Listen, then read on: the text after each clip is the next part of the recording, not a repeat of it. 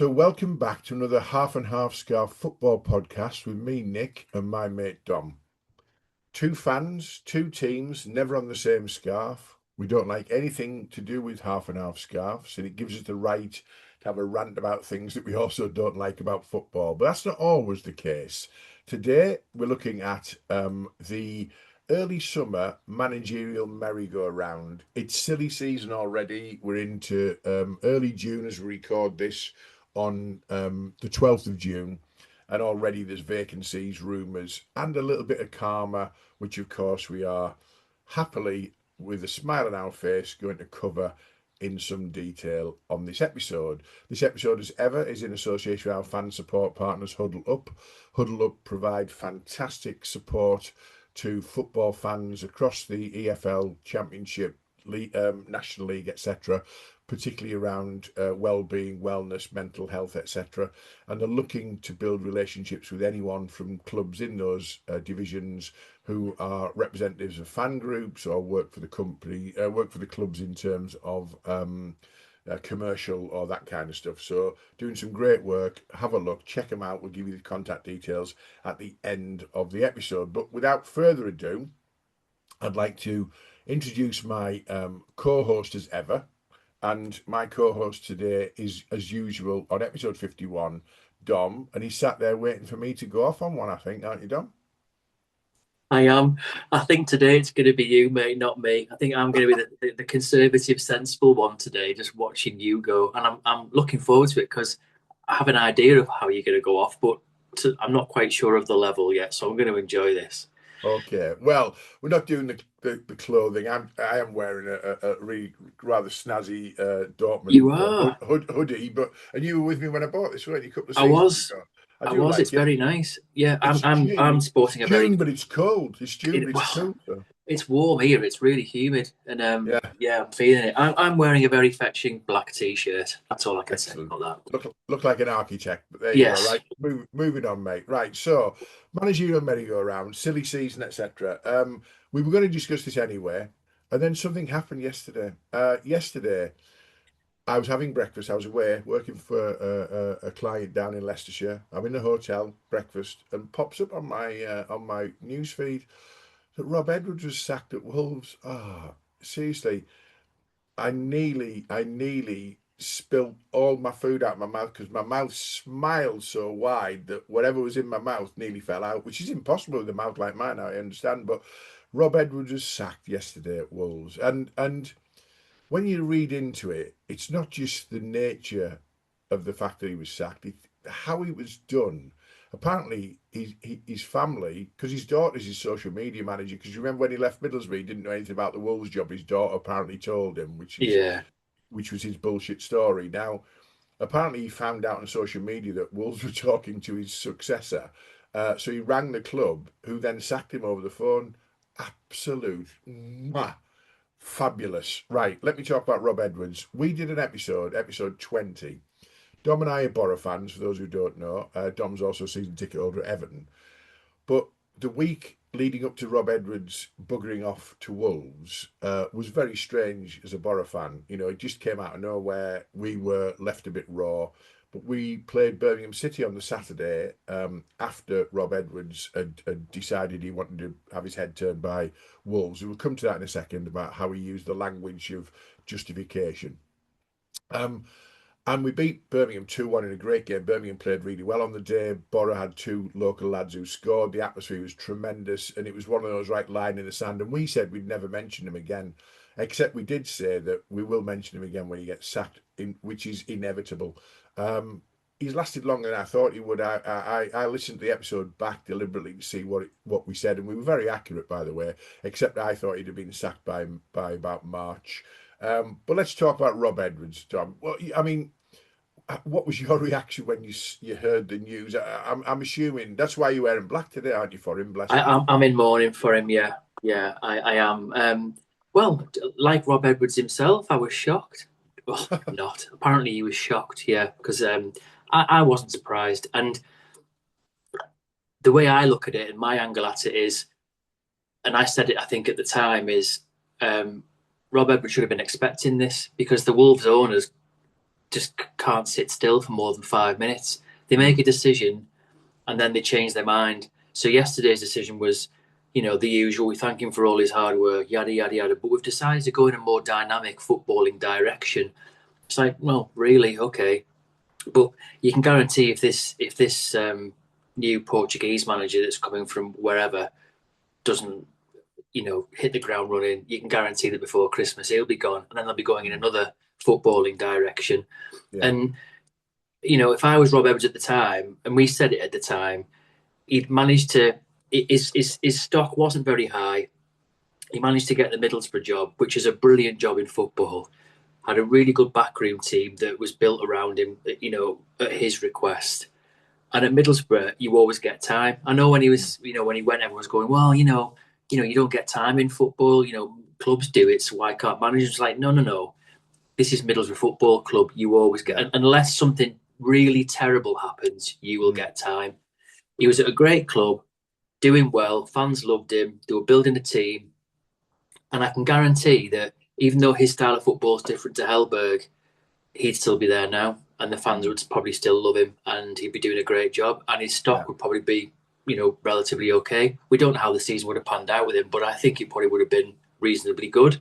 So I look at it and think it's his fault, because I get sick and tired of these managers all the time who constantly want either bigger and better, or it's about the money, or, I'll take that because it's a large paycheck and it makes me more secure. What a load of bollocks, Hang on, I'm going to stop you there.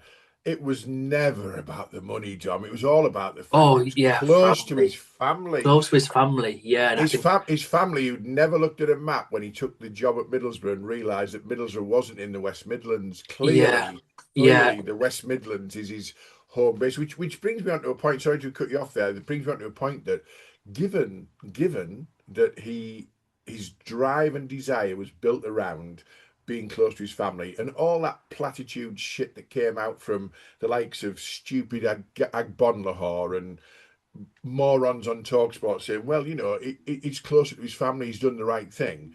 That means that his next job, if he's even employable, by the way, which I don't think he is, but he will get another job, has to be in the West Midlands, surely. So, because has to be very close to home, mate. Has to be very close to home. Yeah. If he moves away from the West Midlands, he's basically saying, I was lying about why I left Middlesbrough, because actually my family are not that important to me. What's important to me is who will give me some money. And I'm looking at some vacancies that are around, and apart from Leicester, which they haven't really yet finalised their appointment of Russell Martin, which we'll come on to. Apart from Leicester, there's no vacancies in the West Midlands. So, unfortunately, Rob, you need to get an atlas out, mate, and work out, where places are, because that's bullshit. You go in for the money and you've been sacked, and you'll get a payoff. And I wish you weren't going to get a payoff, but you never know, do you? I mean, it's one of those, unless owners, go through a bit of a heads gone moment. Most of these owners now isn't there like break clauses at the end of seasons, so it's like season at a time. But whichever way you look at it, he'll have had a handsome season's wage at Wolves. The other thing was, and everyone was putting the argument forward at the time, saying, well, it's his club. Oh, good God, I get sick of listening to this shit all the time. It's like, yeah, he played for them for a while, and then he came through the ranks in terms of coaching. And I know he lives around the corner and stuff. Is it really that special a bond? And I said this at the time, if it is such a special bond, as a manager, if you've got yourself to a place where you're starting again at Middlesbrough, which is and I'm not just being biased here, everyone says it's a neutral, fabulous football club, really good owners. You're going to get time. They're going to get the support you. If you've got faith in your abilities, sure, and he's a young coach, he's only been managing 4 or 5 years, for God's sake. Yeah. Surely you have the faith and the sense of mind to say, if that job means that much to me, it'll come my way again in the future if I do a good job. And surely, if you have a moment of sanity somewhere down the line, you think, actually, is it right for me to go into Wolves right now? Can you not read the room yourself and think they literally sack managers for fun? And just because you've got a special bond with the staff there and you know everyone there, do you honestly think that means the owners are going to give you any extra time? Absolutely none.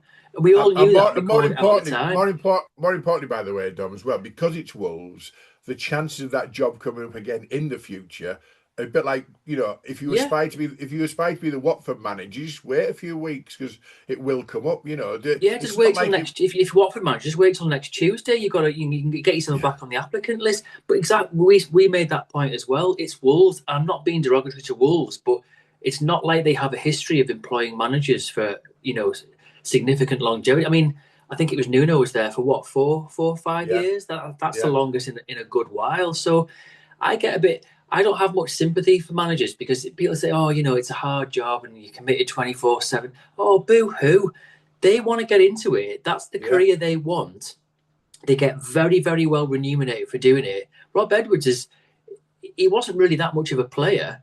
no, He's made his money in management, and he's come up through the ranks. And let's be honest, he's gained some experience. But and I said this at the time, I get sick and tired of these new modern day managers literally going rapid fire through, moving up the gears, and then they mm, wonder why they fail and get sacked and drop out of go into oblivion. It's because they're in such a hurry. Look, Michael Beale did it as well, didn't it? It's like Michael Beale believed his own hype and thought he was yeah. the next big thing. And it's like, you know what? Just stay at QPR, calm down, be humble, and get on with the job and prove something before you go somewhere else. They haven't built the foundations. They haven't got the skin in the game. They get excited too early and too quickly, and then they're managing bigger personalities, bigger budgets, bigger clubs without the experience. Yeah, Put the mileage in. Anyway, I but don't want but to give it. Yeah, my last point on this one, and I said this at the time, he'd have come across so well if he just turned around and said, "Do you know what? The club does mean a lot to me. For various reasons. Played for them, learnt my coaching trade through them, and came up through the ranks. I would like to go back there at some point, but I've literally just got this job." And yeah, as we said off air, those the usual that nonsense he came out with about I remember I never forget when he said when he got the job he said, "Oh, it's a real honor and a privilege and it's not lost on me." Well, it clearly isn't an honor, it clearly isn't a privilege, and it absolutely was lost on you. And then yeah, all that guff in the first few weeks about when fans were booing Morgan Whitaker and stuff, come on, we're family here, and it's a really yeah. great family club, and I feel like I'm family already. Well, 15 games in or whatever it was, and you've gone. If he Yeah. just turned around and said, "I've got a great job, I might get that job in the future, but I've signed a contract, I'm going to honour it." And managers did used to do that back. I'm not saying it happened all the time, Yeah. but it was more commonplace that managers would honour contracts, whereas now it literally seems to be, "Oh, do you know what? Yeah, I'll go." Well, I've got a couple of things. Social media yesterday, Boro fans were just loving it, like reveling in Yeah, the karma of it all. So somebody put on because obviously when he was going to come back to me, I called it. I said I don't think he'll ever make a return to Boro as a Wolves manager. I thought he would be sacked by Wolves because yeah, I thought he'd yeah. lost the fans, had lost the dressing room. He clearly hadn't lost some of the dressing room because there was a bit of an outpouring yesterday. But I didn't think he'd make it the start of to next season. But a lot of Boro fans were looking forward to him coming back. Rat man, steak man, whatever. And someone's put, I wonder if Timu will give me a refund on my Roland Rat costume, which made me laugh. And Glenn Hawke, who's a friend of ours and a friend of the pod, said he can't wait for his press conference in which Rob states that it's a real honour that Wolves is the only club he'd really like to have been sacked from, which made me laugh as well, because it's literally the only club I ever, it's my dream. It was always my dream. It's your dream to be sacked by them. Anyway, enough on that. My only final thought process would be this, which would make it absolutely sweet as a nut, is Tonda Eckhart gets sacked by the Southampton board because of an FA investigation. And despite not looking at a map and realising it's on the south coast, Rob Edwards gets appointed Southampton manager. So you've got two in one there, haven't you? You've got the Southampton Spygate hatred between Boro and Southampton just ramped up 17 notches by appointing Rob Edwards as manager for Tonda Eckhart. Now, that's a bit like we wished for when we did this, our episode 20 in November. We wished for Wolves in the FA Cup third round at Riverside. That didn't Yeah. happen. But if Tonda Eckhart gets sacked, Rob Edwards to Southampton, Boro fans would lose their shit, wouldn't they, about that? It'd be Oh, absolutely brilliant. What do you yeah. reckon? But on the flip side, are Southampton ever going to do that? No. Absolutely not. No. Well, they might have to sack him if the FA Oh, they ban him might. Yeah. Oh, yeah, they for might. 12 months. They might have to sack him. I mean, don't get me wrong. Let's very briefly touch on how disgraceful it is to have 100% backing from a chairman for something where you've literally not apologised. It's like sorry, not sorry, isn't it? Their entire communications Oh, process. the whole thing's been appalling, mate. It's been Yeah, embarrassing. Every single statement they've released, it's just been, my God, just read the room. And everyone was going about, oh, it's on the record. He said, oh, it's not scripted. What a load of crap! It was yeah, scripted to death. You could see yeah. he was reading off a bloody cue card, and I even know. he was like, even his apology was sorry, but every Yeah, which way you look at it, it's always been a bit like, oh yeah, but we didn't get. He even said something like, oh, but we didn't gain any advantage. But you we did. know that. The point is, Tonda, You you did cheated. it. Yeah. Let's move on. I mean, I've been I don't want to amazed give on him any social more media, airtime. mate, that there's people still talking about it. It's like, for fuck's sake, stop Yeah. talking about it. Just own it and move on. Yeah. But Rob Edwards to Southampton, if it ever happened, mate, that'd be Do you know just. what? The only way it might happen is because he is all about family, isn't he? Oh, yeah, And yeah. he's about family, and he likes to embrace a family atmosphere at a club, and he's all Yeah. about honour. It's never lost on him, and It wouldn't be lost on him it where wouldn't be lost on him. what would be lost on him is where Southampton is probably. Yeah, yeah. Suddenly realizing that, actually he's a fair few hours away from home, but Yeah. he'd go in there and go, we need to get the fans on board. We need to get this club back to being a family, well-liked club. We need to all Yeah. embrace it and go into it together, like he'd said at Middlesbrough, and then fucked off a few weeks Yeah. later. Okay, right. Bullshit. Enough of narcissistic Rob. Enough of just touching on Southampton again. Let's talk about one of my very favourite managers. Do I talk? Oh, You're I'm gonna gonna you're gonna mention Russell Martin, mate. I'm gonna mention Russell Martin, mate. Listen, seriously, Russell Martin. He's been heavily linked with the Leicester job right now. I don't know if the Leicester board, who clearly couldn't run a bath, could they, let alone a football club, looking at what they did in the Championship last season, Yeah, with the highest wage bill, probably one of the top six talented squads, and despite the 6 point deduction, they would have gone down anyway. Leicester City are a shit show, and they're going into League One. League One is tough football. It's men's football. It's yeah, aggressive football. It's in your face football, and they're looking to appoint Russell Tippy Tappy Martin. Now, Russell Tippy Tappy Martin will have them passing the opposition to death and doing the square root of jack shit with it, because he won't keep the talented players that are there, because the Mavadidis and the players of that ilk will not be playing in League One. So he'd have players who he thinks he can get to play tippy tappy, pass out from the back, get caught on the edge of your 18-yard box kind of football, and get away with it in League One. Why? By the way, why is anyone looking at Russell Martin? I mean, did you not see him at Rangers? Did you not see him in the Premier League at Southampton? yeah. And why on earth would a team in League One think that Russell Martin's football? Because this guy will never learn. By the way, he will never adapt. Will He he? won't, mate. Do you know what? Adding to that, he's another one that falls into the Rob Edwards ilk. And this is what I get sick and tired of with managers of today. They haven't got any. They haven't got any real proper managerial experience. They No. haven't done it anywhere. They haven't learned and achieved anything anywhere. Rob Edwards, the only thing he vaguely achieved. I mean, briefly. I mean, he did quite well at Forest Green, got them up, and people say he did a good job at Luton. But I think a lot of that groundwork was put in by Nathan Jones at Luton. I'm Yeah. not sure if Rob Evans would have had the same success if he'd gone in raw. He came in on a very good platform.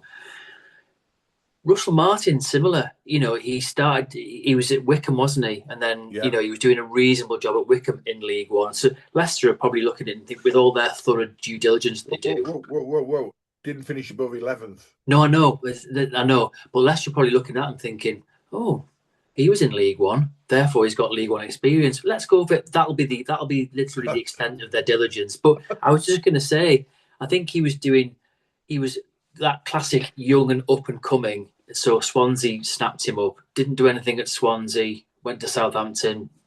Had a reasonable season getting him up, but But yeah, he with had a a big good squad. He had a massive big squad, squad with and loads of money. yeah, loads of money, and in the Premier was just diabolical. And I agree with you. I never see him change. I never see him evolve. I don't ever see him change how he plays football or tries to change a game. And in the, I just get sick and tired of seeing these people get paid a shitload of money, loads of payoffs, and are still in the mix for jobs that are coming up. When you look at them and think, what have they actually done? Seriously, No. what have they done? There's probably some really good people out there, really good backroom staff and coaches that could do a really good job managing, and they never get a look in. Look at all these good coaches, some of which you're going to discuss on as we move on. There's some really good coaches doing really good work who really earn their trade, and they never really get a look in. It's always these same, a bit like back in the day when Alan Pardew was always getting mentioned for jobs, and Yeah. Pulis and stuff. And you're like, for God's sake, are we not past that? Yeah. And the thing is, these managers have got to be careful, haven't they? The likes of Edwards and Martin, because they'll go into if they and they will get employed again, unfortunately, and they'll do a terrible job somewhere else. And then where did they go? Surely at some point it's like enough, done. Yeah. Surely, But surely, you look at that and you mentioned so Leicester in League One, right? Slightly out of order because we're going to do Premier League, Championship, League One, League Two, etc. Vacancies and what's happening, yeah, etc. But on the touching on the Leicester because I couldn't let Russell Martin go further down the agenda really. Um, Jimmy McNulty's gone from Rochdale to Stockport, right? yeah, Okay, and that's a great move for him. yeah. It Rochdale came is. through the National League, and Stockport are, pushing for the playoff or the automatic zone in League One. That leaves Dave Challoner. Now, Yeah, I guarantee that the Leicester board would look and go, Dave Challoner, Russell Martin. Ooh, Russell Martin's a bigger name, isn't he? Let's have Russell Martin. Dave Challoner in League One would be a miles better option for Leicester City. But he's not big, sexy, a big name. He's not, you know, Russell Martin. So they'll go for the one that's got the biggest name, and that's what you say there. Managers and coaches who've got credibility and credentials and have done stuff. Dave Challoner's I think he's been promoted 3 times in his career, yeah. and he only just missed out on this year on Stockport, and he took Stockport, really high up into the He did. League One echelons. But no, we'll probably give it to Russell Martin because we've heard of Russell Martin and we've done no due diligence on a guy called Dave Challoner. So that's just ridiculous, isn't it? Anyway, let's move on from. I think the only caveat to that, mate, is it's the kind of job clubs should be looking at him, and Leicester would be a. I was going to say it would be a good move for him, but they're in such dire straits. Yeah, I'd almost look at it and think sometimes for someone who's done the work he's done, he'd have to go into a job like that, and the club would have to back him and give him time. mm, And you just kind of feel with Leicester that they probably wouldn't do that, and he'd probably no, come off worse for it. So you almost, in a way, you almost want better for him because it's like, how hard a task is that? And I'm not saying he's not up for it. I think he is. I'm just yeah. saying a club like Stockport gave him time and put the faith in him. Would Leicester do the same? Probably Yeah, not. it's probably a good swerve for him, really, actually, to be fair, when you think about it. But what I'm saying Yeah. is the board at Leicester wouldn't even consider somebody like Oh Dave yeah, another Chandler. point you're making, I completely agree with, and that's where you look and think, what diligence are you doing? Because if you want to start getting your club back in order, this is what you should be doing. You should be Yeah. starting again with someone who you're going to back and just let them get on with it and I, do a good job. I'm now invested. If they do appoint Russell Martin, I'm now invested in that's going to be one of the early results I look for every Saturday. Just to say, fucking told you so. They've got beat at bloody Peterborough. They've got beat at whatever it might be. Stockport have come to Leicester and won 3-1 or something. And honestly, I don't get it. Let's look at the Premier League. I've got 4 vacancies. I just want to touch on all of them and then just Mm. see what we think might.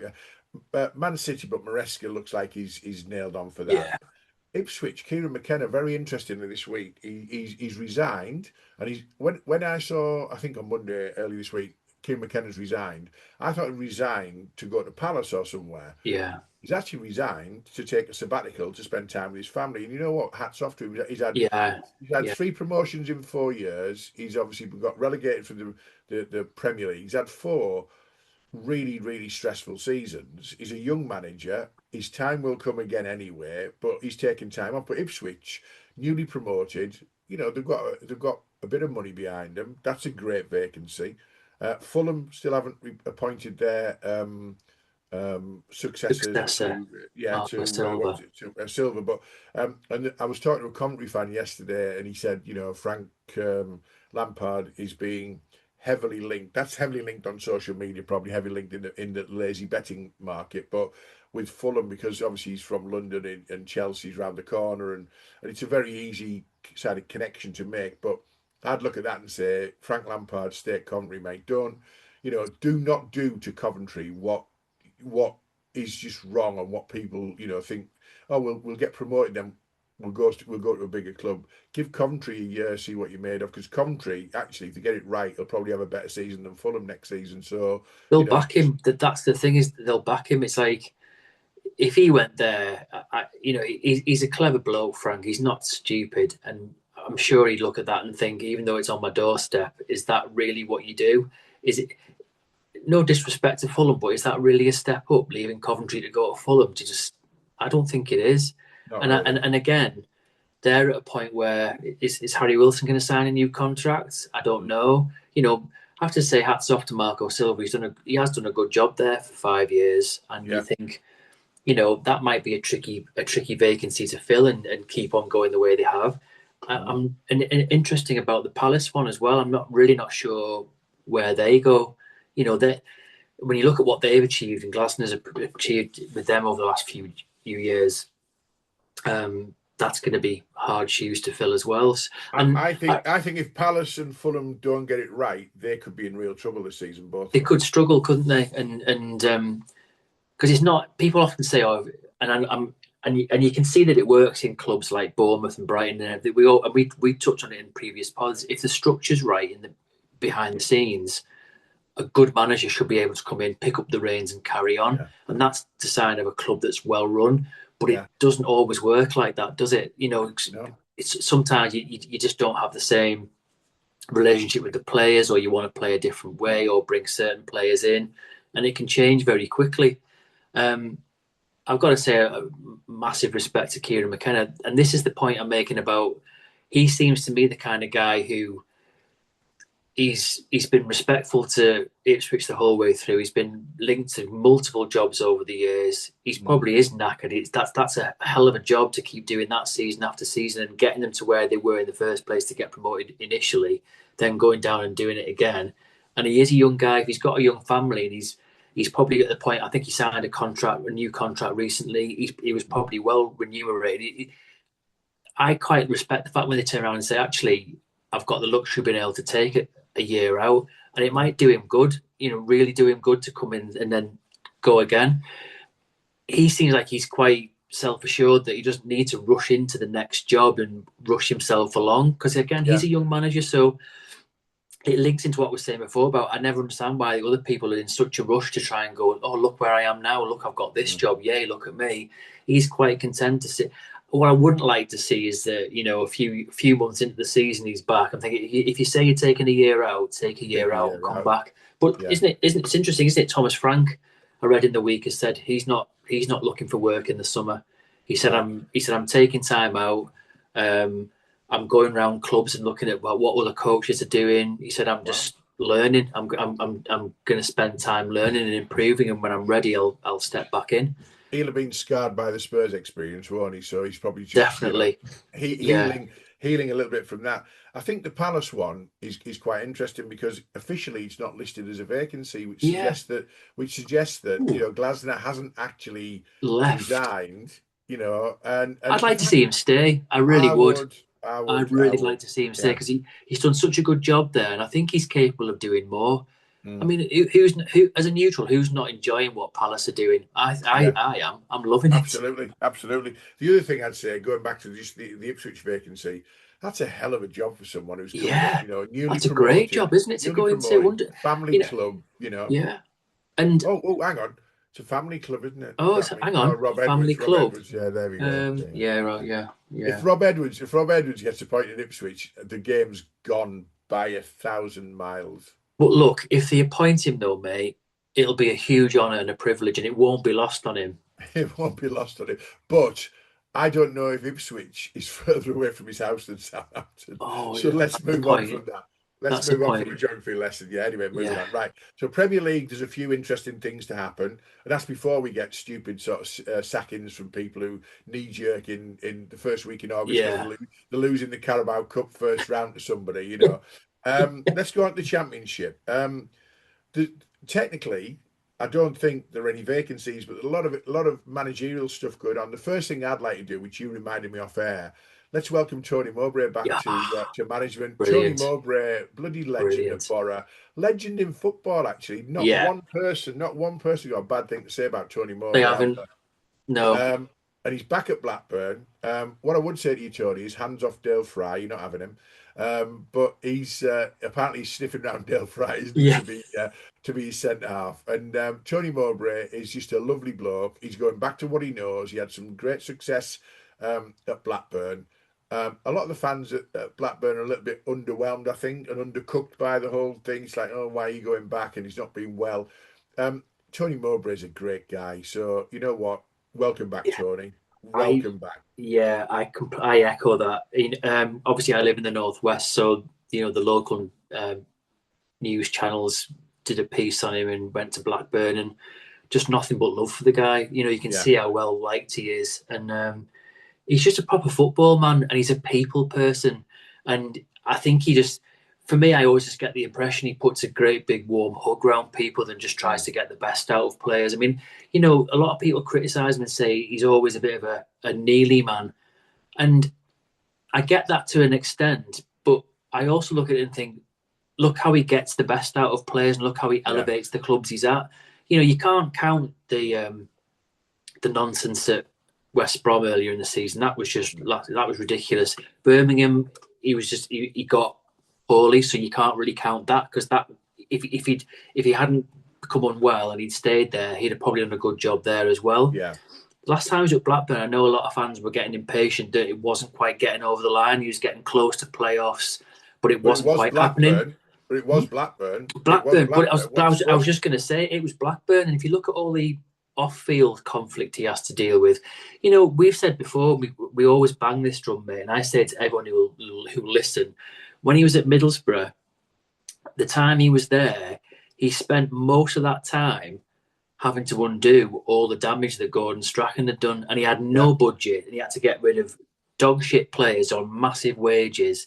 All, And I all, all, all with the letter MC muck somebody in front of it. We bought loads of shite from Scotland from under Scott, we did, Strachan, didn't yeah, we? and Yeah. and he worked so hard, and it never quite worked out for him. And I always felt for him in that season when we were top at Christmas and nearly bottom by the end of the season, and it Yeah. it just ran out of legs. But you know, from a fact that he's such a lovely guy, I'd almost love to see him have another crack at Middlesbrough. I think he probably feels he's never going to get that, Yeah. Yeah. and I know I've quite a few people I've listened to and read articles on social media and stuff, and you know our friend Scott Michaels did a really good piece saying he either wanted Tony Mowbray or Dave Challoner.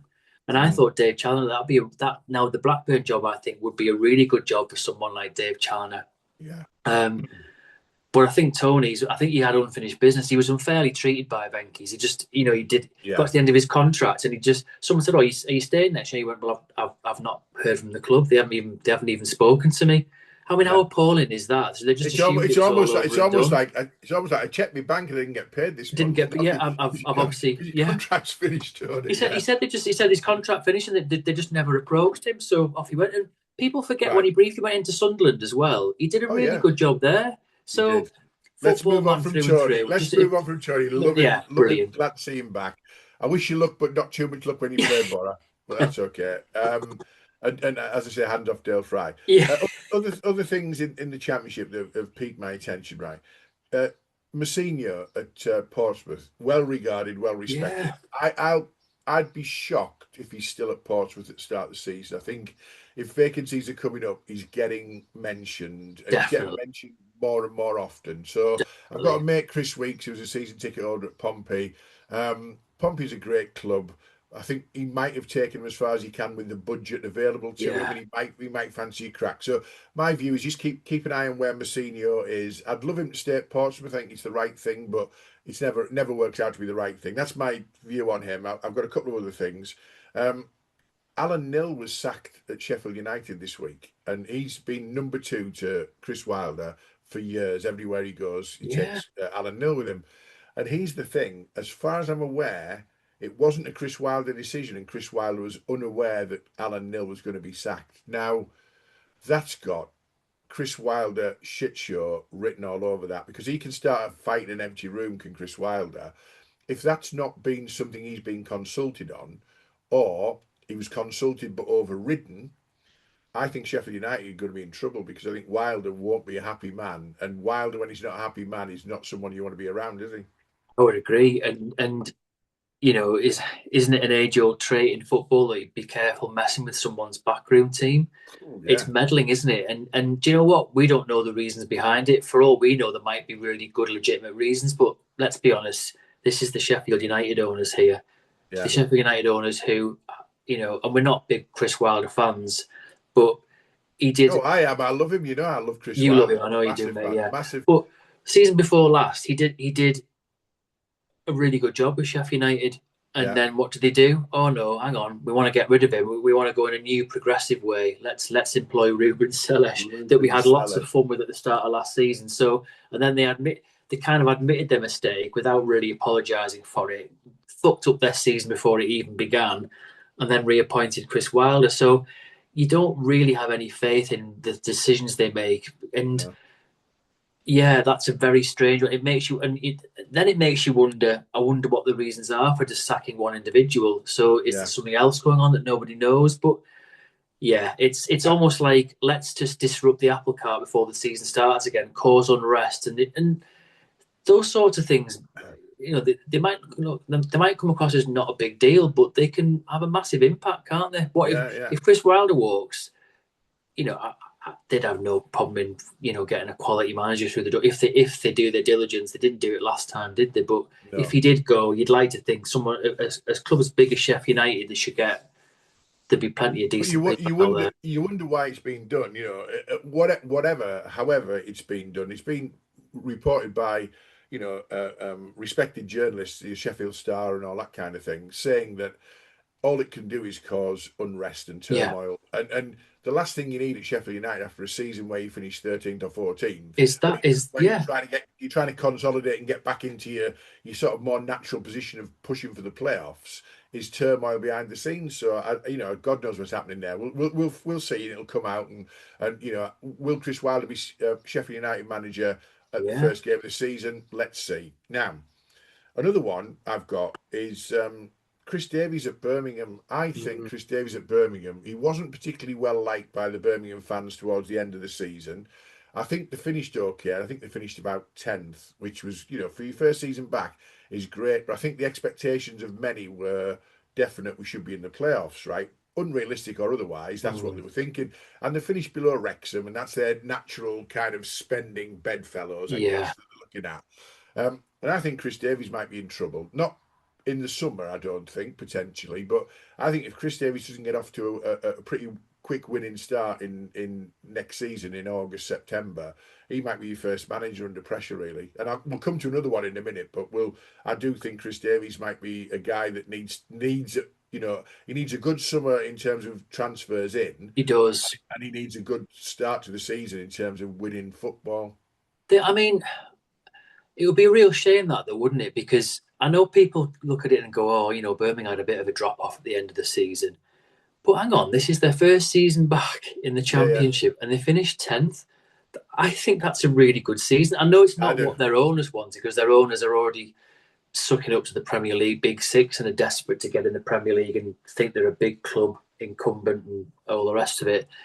And they are kind of owners that at some point they'll start getting impatient and want to move up quicker and more rapidly. And I would always say, be careful what you wish for. Can Mm, you not see that what you're doing is the right thing? I think Chris Davies is doing a fantastic job. I do. I think Birmingham last season, they seemed very inconsistent, didn't they? They could literally blow you off the park one week and lose heavily the next. Very Yeah. inconsistent. Really dropped off by the end. But Terrible, it's a tough, terrible away form. bad I think they away were form. Yeah, second or third worst away form in the league over but most of the season. yeah, but So I'd also say that if the owners were going to get rid of him, and I actually thought they might change, and do you know what? They might still change, but normally yeah, if an owner's thinking of moving on and changing, they do it quite quickly at the end of the season. So I'm kind of thinking they're backing him, and yeah, if they do that, it would then be a real shame if they, you know, they sack him early on. I'd be like, I think he's the kind of manager you give time to and let it yeah. see how it I pans agree. out. I Yeah, agree. Right. absolutely. Another manager who I think, and I'd use the words lightly, under pressure. I don't think he's under pressure, but he's under the spotlight, and he's our very own Kim Hellberg. Because Yeah, what goes under the radar with Boro, a lot of people, bottle jobs, and we came fifth in a two-horse race, and we had 3 bites at promotion, all that kind of stuff. And all that's true, by the way, is our form in the last 14 games of the season was absolutely appalling, right? yeah, I think we won 3 and drew 2 and lost a shed load of games. And the argument for Kim Hellberg is, and I love him, by the way. So the argument with Kim Hellberg is, well, it's not his team, it's not his squad. He's had no transfer window apart from January, where we only brought in step over King, bloody what's his face. I can't even. He's so bloody what they call him, the little step over guy. Anyway, it's not his squad, not his team. But I think Boro need a big summer in terms of what we do with Hayden Hackney's money, because he's definitely going. Where do we get the pace in the team? Have we got a natural goal scorer? We've got some cover at left back. If we don't get Hellberg players, and Hellberg plays like Bielsa, ideally front foot, in your face, dynamic football. If we recruit for that and we start well, I'm really looking forward to next season. yeah, If we recruit for it or recruit badly and don't get that, I think you look at the last 14 games of the season and say, we were brilliant in possession but did nothing with it, and the results were terrible. And if we start badly, the love for Kim Hellberg might just fall off a little bit. I hope it doesn't. yeah, I love the guy. I absolutely love the guy. He's honest. He's passionate. yeah, I love everything he's trying to achieve. But Boro's expectations now have gone up, haven't they, as a result of the season that we had. And actually, absolutely. that season wasn't, when you look at the stats, the underlying stats, wasn't as great as perhaps it felt at the time. So I think Kim needs a good start. We need a good summer, and we need a good start. And then we want to see the football that we've been seeing, but we want to see it with an end product. Definitely. I mean, some of the football we played last season under him was fantastic. And when it was working and we were managing to also get goals at the end of that, it was dynamite. Yeah, But what was concerning at the end was, and you could, it was perfectly illustrated against Hull in that final. As much of the ball as you have and how effective you are passing it around to each other, we did not lay a glove on Hull all no, game. In fact, we no, could probably still be out there now on our own and wouldn't be able to hit the bloody goal. We didn't even have a shot yeah, on target. It was, no, and that's quite worrying because we were doing that more and more and more as the season came to a close. yeah. And I really felt that teams knew how to set up against us, and they knew that we were really good at holding the ball, really good at moving it through the lines. But it broke down as soon as we tried to be quite quick on the press. Because Yeah. Morgan Whittaker for me is quite weak. He doesn't hold up very well. He's not strong. He's not We quick, didn't. by the way, He's either. not quick Morgan Whitty's either. not quick. He He's looks he not looks like he quick. should be quick. He looks like he Yeah, should be quick, doesn't he? He looks like he yeah, should and be quick, Morgan Whitty. yeah, He's not at and all. Tommy Conway and Strelak. I love both players. Tommy Conway is a proper worker, but let's be honest here. And this is not criticising him, but he's a striker and he's Yeah. not been prolific. Strelak's, you see glimpses of what you're hoping to get or what we hope with Second signing. se- It's not quite second there. season syndrome. Second season syndrome for Strelick for me. If we keep him, I think if somebody came in with an offer for Strelick that was giving us the money that we paid for him, I think we'd let I it think go. that they take it, but But I'm with you. We need, as good as we are on the ball. I think everyone keeps calling it hell ball. Well, if it's hell ball, it needs to be quicker than it is. It we've needs got to be no pace. it needs to be, yeah. There's no, it needs to be much faster, really quick on the transition and the press, And then it needs, if it's going out to the wings, it needs to be in quickly, and it Yeah, needs to have one or two strikers who can put the ball away. If we can do that, we could be dynamite. But I said to you off air, and if you look at our last 14 games or whatever, that's relegation form. If we hadn't been where we are, we literally dropped off a cliff at the end. And I'm not being, to say it's relegation was probably a bit exaggerated, but that can turn into that kind of form very quickly. And yeah, teams it can. did know how to play again. And as good as Aidan Morris is, he can only do so much in the middle of the park. Yeah, His job is to lay it off and let the other players get on with it, and they weren't doing what they did. So he yeah, does need backing. He does need the right players. I would say if he is trying to demonstrate hellball, it needs to be quicker and more yeah. furious. And It does. I think you hit the nail on the head. It's almost like Bielsa ball, where your players have to be super fit Mm. and literally at it for probably 70 of the 90 and try and get the game won. And you could Yeah. always see the Leeds teams, couldn't you? They were knackered by the end, but Mm. it worked in terms of what they were trying to do. So I'm 50-50 on next season. I'm a bit nervous, to be honest, to see how it. Mm. We have to have a good start, don't we? The Yeah. Championship's key. I know they always say, Ipswich didn't have a good start, did they? They slowly came through. So it is possible, but that's never really been Middlesbrough style, They has were it? never Ipswich were never really in it until the last four games, though, in terms of automatic. So that's because the start they had. Yeah, They so were it is playing catch up all doable. the way It is through. Yeah, doable but to it, start yeah, slowly, but it's but not Middlesbrough style to be. no, Maybe it would be better to be like that and just quietly get on with our stuff and not, But I'd much rather hit the ground running and I would. be Right. strong. Yeah, Last club about managerial vacancies in the Championship. I'm not sure they've got one, but they'll have one next week. Watford, just to see. Let's see how many managers Watford have in the next full season. I'm yeah. going three minimum, and if I was a betting man, I might even stretch that to four. What do you reckon? How many permanent managers are Watford going to have next season? I'm going to go three. I think Three. three is a nice. Yeah, do you know what? Four seems ridiculously excessive, but it's Watford, isn't it? So yeah.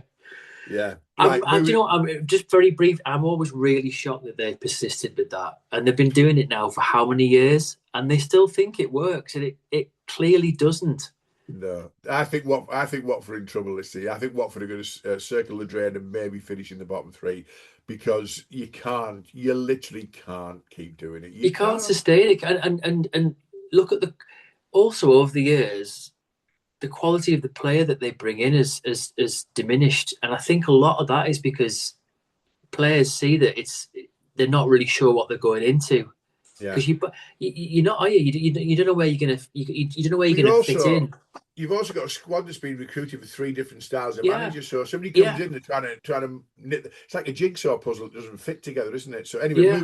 moving on from Watford, it was just the gift that keeps on giving. Let's briefly touch on League One and League Two because Hmm. we're in touch with the people. We're not just elitists, on this podcast. I've got three that I want to mention. And I know that we've got listeners who support these three.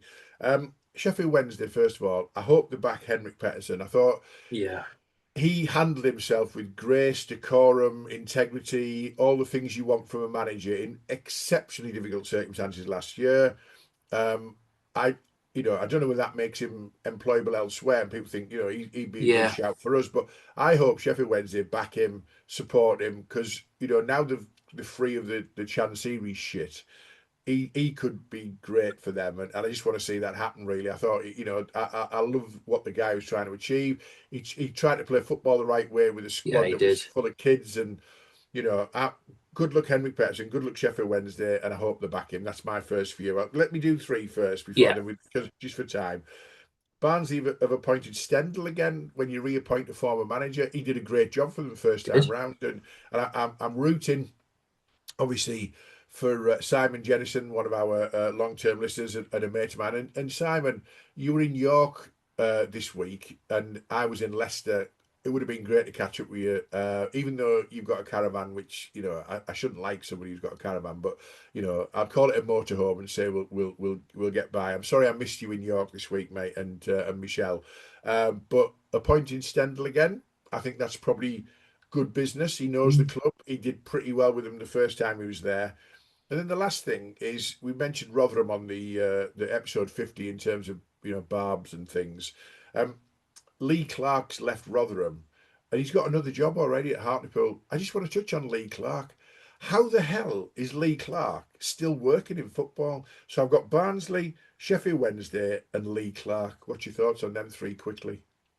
Completely agree on Chef Wednesday. I just wish them nothing but well. The way they handled themselves, never knew they were beaten last season. They gave everyone a game, and if they take that mentality into this season, and like you said, the back in, they should do really well, and I hope they do. Stendhal at Barnsley, I think that's a great appointment. Yeah, didn't work out at Bristol City. Was he given the time? Was he at Bristol City? He was, wasn't he? I'm No, sure it no, was. no, that's Was Struber. True, that was it. So yeah, I like Stendhal. Did he not leave on acrimonious terms, or did he go? Or was it for a bigger job? I'm just not sure. Did he leave on good terms with Barnsley? I'm not quite I can't sure. remember. I do remember they were relatively successful under him, and it's sometimes good to get someone back a bit like you, Mo Brown knows the club inside out. Yeah, So yeah, yeah, and Lee Clark. He was someone who I thought started off with a bit of potential all those years ago as a manager, but at he never Birmingham. really stayed anywhere that long, and it never really worked out, and I never really saw what he achieved on the pitch. So another one for me, it's a bit like who's the other guy who literally has done he's been at every club known to mankind. I can't remember his name now because it's pointless if I don't remember his name. Hang on. Is it Dieter Hecking in Germany? Sorry, I'm mate. trying to think of a manager who's been around loads of League One, League Two clubs, and There's oh, loads of them. Anyway, anyway, but I wish I had the names because it would resonate more. And I've completely forgot the names of the managers. But yeah, with Lee Clark, I'm a bit like, I have to say, until recently, I actually didn't realize he was still in the game. And that I think no, I tells you everything didn't. you need to know. I So didn't yeah, either. yeah. I was shocked. I was shocked that he'd left Rotherham because I didn't know he was there in the first place. To be fair, that was my view when I looked it up for a bit of research, such as research is. He's a northeast lad, though. So I Yeah, hope he does well at Hartlepool. Maybe I always root for Northerners, and he seems like a decent enough lad. He was a good footballer, so I'll always have time for that. But he's he got to go sounds in he there and do a sounds good job. he He's got sounds to a go in bit and do dim. a good job. Yeah, I know. He sounds a bit dim to me, to be fair. But anyway, moving on. He's at Hartlepool. And I wish Hartlepool success because Hartlepool and Boro relationship goes back to I I think always do. 96. So Absolutely. yeah, Yeah. absolutely right. Very briefly, League Two, three vacancies. Don't know anything about them. Salford, Walsall, and Crawley. I hope Salford get it wrong and get relegated. But I hope Walsall find the right person to get them back up to a 16-point lead that they can blow after Christmas. Crawley, don't know anything about them really, but there's a vacancy. That's some of my research on League Two, and I want to do it. I want to do it quickly. And any thoughts on that? Do you agree with me on Salford, or am I being harsh? I'm not really sure any people have, huge love for Salford apart from the Salford fans themselves. I've, we touched on it in previous pods. It feels a bit of a vanity project from the class of '92, and Yeah, it just annoys me a little bit because they always seem quite trigger happy manager wise, and they seem to be always never making their minds up of what's good, bad, or indifferent. So, yeah, yeah, I think I'm fairly ambivalent on that one. I think this thing they were trying to create has just slowly died a death. So just yeah. let them get on with it. And I don't not wish them well, but equally, I'm not into this vanity project thing. Well, also, all I'd say is if you get it right with the next manager, don't then do an interview with Sky and start talking about how well you're doing because it literally dropped off a cliff straight after. And Right. Crawley, yeah, I'm about as knowledgeable on that one, mate, as you are. So we'll leave it at that. Okay. Well, we've mentioned them, so that's all we We've said. mentioned them. Last thing I want to finish with is, and I want to do this very briefly. I'm conscious of time. Is Danny Roll at Rangers? Now, I think Danny Roll did a great job because he was following obviously Russell Martin.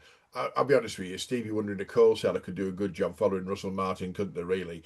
However, Danny Roll turned Rangers round. They fell off a cliff in when they done the split, and I think they lost 4 of the 5 last games. Mm. And Rangers fans have got a short memory, right? They were nowhere near, and then they were, and they were in the mix for the title, and then all they remember is the last 3 or 4 games. And I think what they've done is they've pissed Danny Roll off. Danny Roll's now looking or being looked at, and I've seen him mentioned twice this week with jobs on the continent. If you chase Danny Roll out your club, Rangers fans, careful what you wish for, because you had Russell Martin. You had Danny Rowell, who's done a good job, not a Yeah, great job, a decent job. Give him a summer, give him a budget, give him some transfer money, and Rangers will be up there again with Celtic and hopefully Hearts. But if you get rid of Danny Rowell or Danny Rowell leaves because you've hounded him out, who else are you going to get? Oh, Stephen Gerrard. Leave it at that, shall we? yeah. I mean, good God, yeah. I agree. I was surprised at that in the week when it said that Rangers were talking to, was it Red Bull Salzburg, and Yeah, they want him as their head coach, so they were negotiating like compensation terms. And I'm just thinking, if a club's doing that, they clearly are quite happy for him to leave yeah, if they're doing that, because you'd either rebuff the approach or you'd come out and clearly say we don't want him to leave, but obviously we need to agree what the fee will be if he decides to go. Um, Maybe he is interested in that job. Do you? No disrespect to Salzburg, but do you leave Rangers for Salzburg? I'm not really sure you do, wouldn't to have be thought so. honest. No, Unless you, like you said, you're being hounded out, or you're not enjoying the job, or there's something yeah, not right there, so you want to start again. I'm like you. I think he's a really good coach. I'd like to see how he does with a full pre-season and yeah. start again from scratch. So yeah, There we yeah, go. I'm always a big believer in be careful what you wish for. How many fans moan and hound managers out of jobs, and then they get the person they believe is going to, be the next messiah, and it never quite works out. Just because a No, manager's good at one club doesn't necessarily mean they're going to be good somewhere else. It's never like that, is absolutely. it? Yeah. Well, that's the end of episode 51. Just to say that that was the early summer managerial merry-go-round. There'll be much more coming as silly season kicks in terms of more vacancies and rumours. We enjoyed a little bit of karma. We shouldn't. It's not nice, but I loved it. I love just seeing Rob Edwards squirm. I'm really looking forward to Russell Martin being a complete shit show at Leicester as well. But other than that, let's move on. We don't have an episode um, next week. We've got a bit of a gap, but we have got our daily World Cup quiz, which goes from Italia 90 right through to the current 2026 World Cup. Um, it's on our LinkedIn group. So if you are on LinkedIn, please look out for the Half and Half Scar Football Podcast group. You don't have to be a member to take the quiz, but every day we'll be posting exclusively in the group a World Cup question. They're not easy questions. I saw a question on a quiz the other day saying where was the 1966 World Cup final held?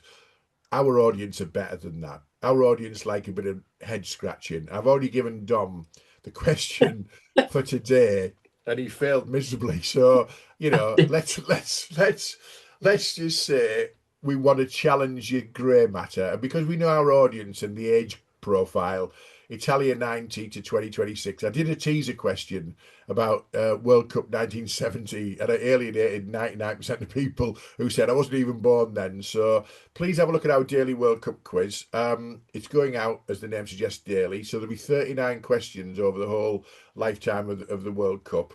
A bit of fun. There's no prize except the pride in knowing that you've done well and got it right. In the meantime, please check out our podcast on any platform that you want to, including YouTube. If you're watching this on YouTube, you can subscribe, like, comment, share. We love your feedback. Check out Huddle Up as well if you want or need help, or you can help them.